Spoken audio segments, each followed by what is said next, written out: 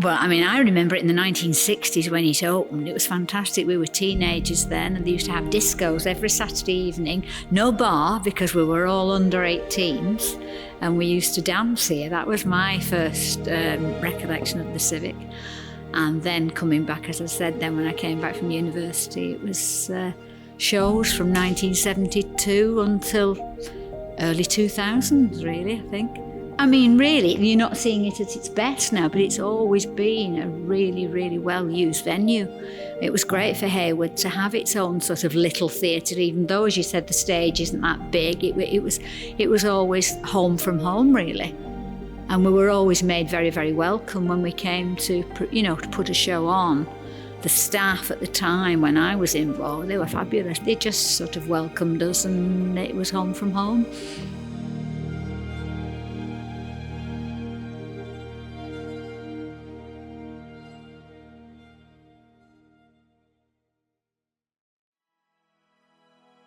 We were always brought up with theatre and music, but I was quite a shy child actually, so I had no particular interest for performance as a child. I suppose I only came out of my shell in terms of having a little bit more confidence was when I started training to teach.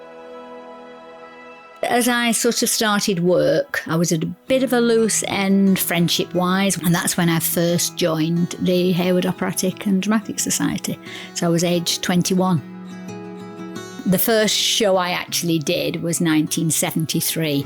Odd lines here and there, and then mainly chorus work, which was singing and dancing when we were younger. I met my husband through that. He just lived for the theatre, it was his life. And he was heavily involved in theatre groups all around the local area, throughout Lancashire, really. I suppose the children got involved as well, so from a very early age, our children were involved in the shows and things that we used to put on. We all took part. And there is just something magical about the whole thing, seeing the sets come together, the makeup, hearing the orchestra. It certainly brings tears to my eyes, sometimes going back to saying when the whole family were involved, maybe across from the wings I was standing in, across the other side, I'd see my husband with his clipboard because he'd been producing that particular show and he was just checking everything was fine before the curtain opened. And I was a member of Heywood Operatic Society between 35 and 40 years of my life. When I retired from work, I said to my husband at the time, I'd like to do sort of a charity concert. And he said, well, if you want to do it, I'll help you with it. And then, of course, I'd only been retired about 3 months when he died suddenly.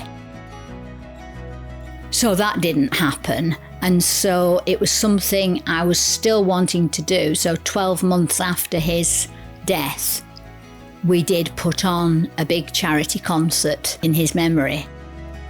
It was just a case really of me just immersing myself in these things, I think to keep myself busy so that I didn't have time to get down in the dumps and plus because he was so passionate about anything to do with the arts, I felt I wanted to carry on his legacy a little bit.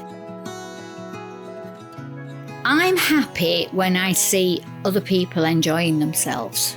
I suppose in a way I've always been more of what I call an organiser rather than someone with a lot of flair. The community choir was something, again, I'd wanted to do for quite some time.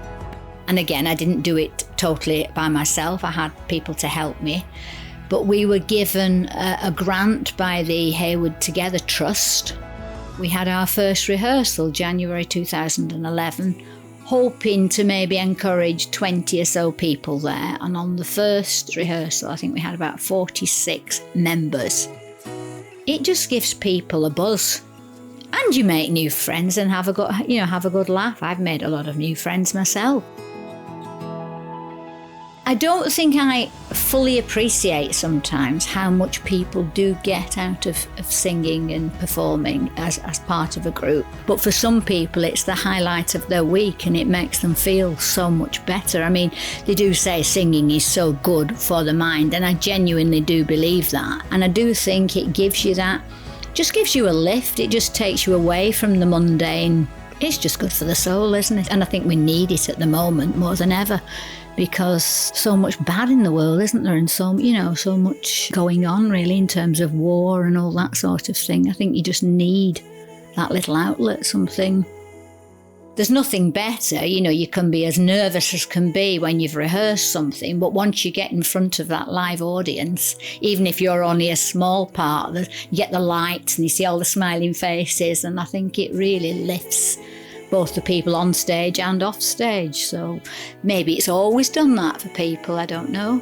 When the people used to go around, the travelling players, when they used to go from village to village, I suppose they got the same sort of thing. The people enjoyed them coming and the people performing got so much out of it.